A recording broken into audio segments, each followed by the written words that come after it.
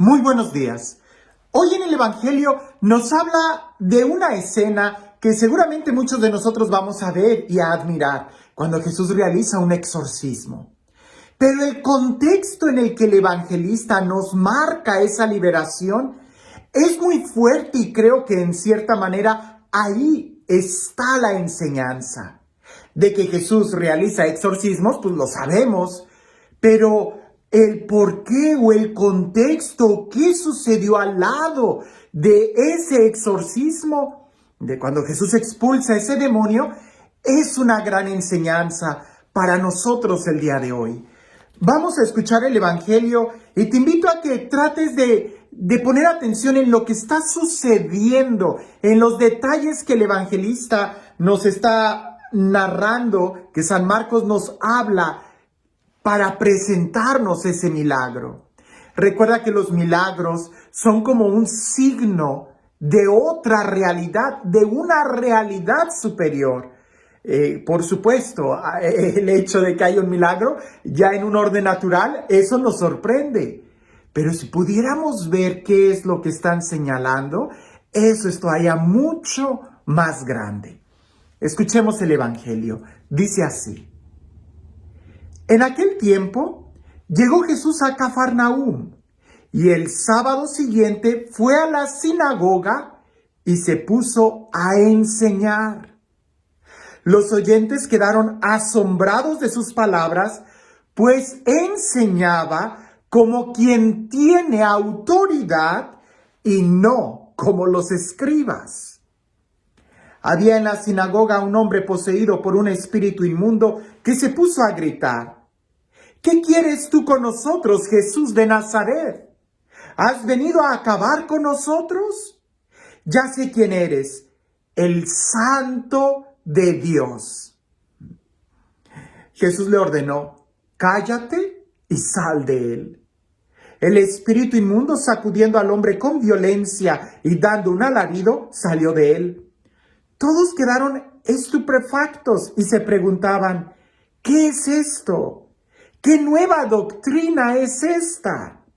Este hombre tiene autoridad para mandar a los espíritus inmundos y lo obedecen. Y muy pronto se extendió su fama por toda Galilea. Una de las palabras que se repite, y más si pudiéramos ver la idea, es autoridad.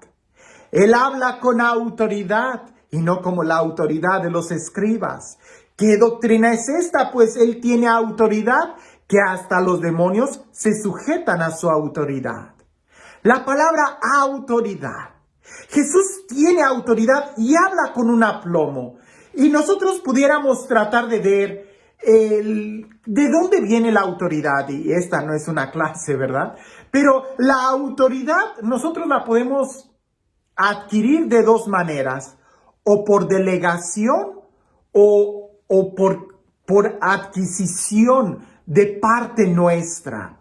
Y estas dos formas, por delegación o porque nosotros la tomamos, la podemos tomar, bueno, por delegación está clarísima, ¿no? Cuando un jefe o alguien de arriba te delega la autoridad para que tú hagas esto. Sabemos que Jesús tenía, claro, esta autoridad delegada por el Padre. Él fue ungido para esto.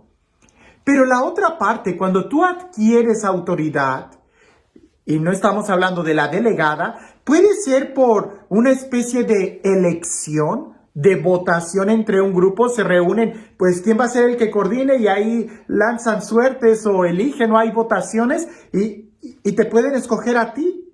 Ahí es por consenso. Tienes autoridad porque representas a los que votaron por ti.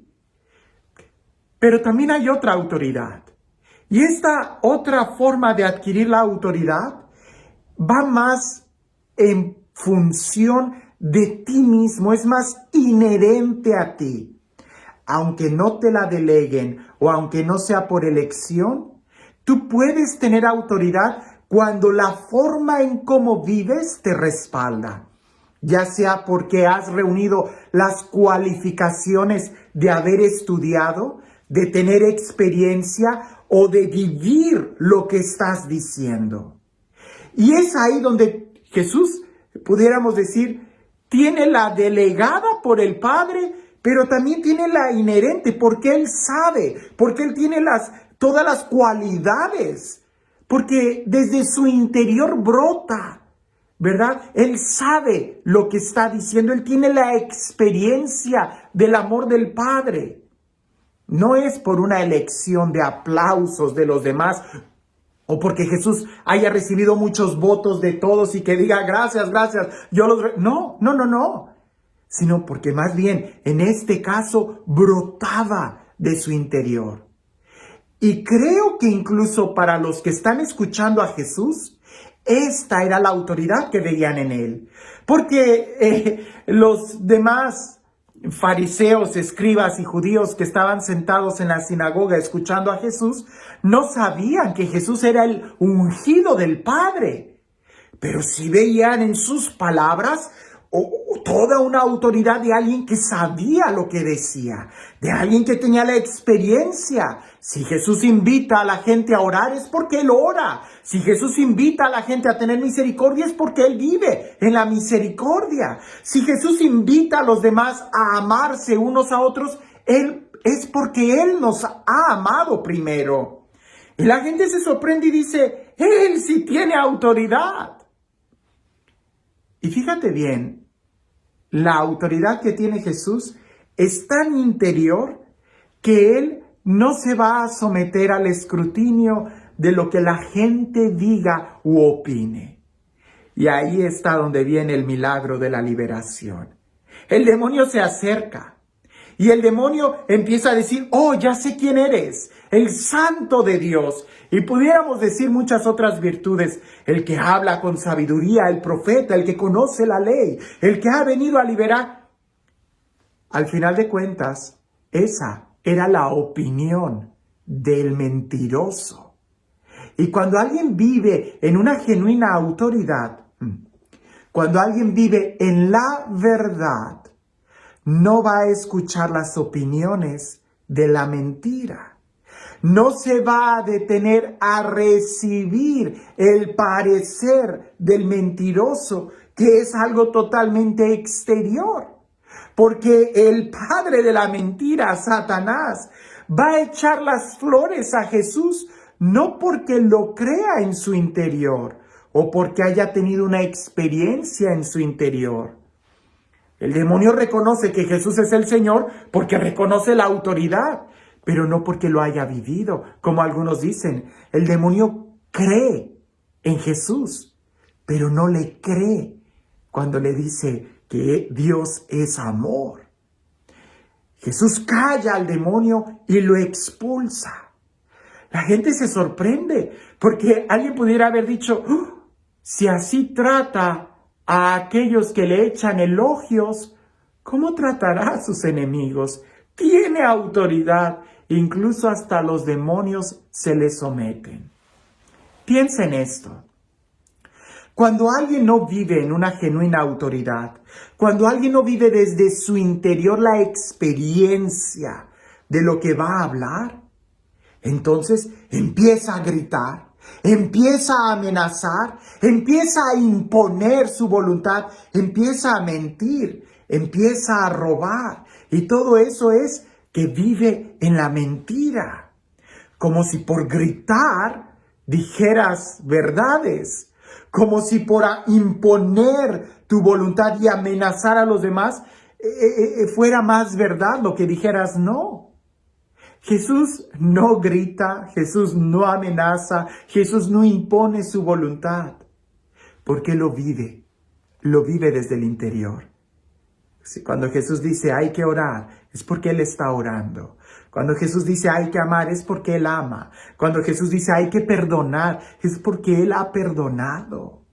Y desde esa experiencia interior es que le brota la autoridad. A veces nosotros vivimos en un mundo con una locura ilógico, equivocado, que a veces hasta se quiere alzar más la voz para pretender que tenemos la verdad, cuando lo único que denotamos es una ausencia de ella en nuestro corazón. La autoridad es buena. Tener autoridad es buena porque la autoridad supone un servicio. Pero habría que preguntarnos si en verdad la autoridad que tenemos es para servir. O a lo mejor ya somos unos estafadores y en lugar de tener autoridad estamos siendo bien autoritaristas, donde queremos imponer nuestra ignorancia. Así que, a ejemplo de Jesús, no deberíamos de buscar imponer la autoridad. Jesús no impuso nada. Hizo una invitación y su invitación era tan fuerte porque la vivía desde el corazón. Nosotros debemos de aprender a buscar, tener la experiencia de Dios. Deberíamos de aprender a estudiar, a amar, a vivir. Y desde ahí nuestras opiniones tendrían autoridad. Desde ahí nuestra invitación y nuestra educación y nuestra cortesía tendría poder. Porque lo vivimos desde el interior. Pero cuando no tenemos una vida interior, cuando no estamos viviendo, lo que decimos se convierte solamente en un ruido, y en un ruido que molesta, y en un ruido donde al final terminaremos juntándonos con gente que también es así. Quizás demonios que nos lanzan flores, pero porque nos están hablando bonito nos quedamos con ellos. No, cuando alguien vive desde el interior, no se detiene por elogios exteriores, porque ya vive, ya está lleno en su corazón.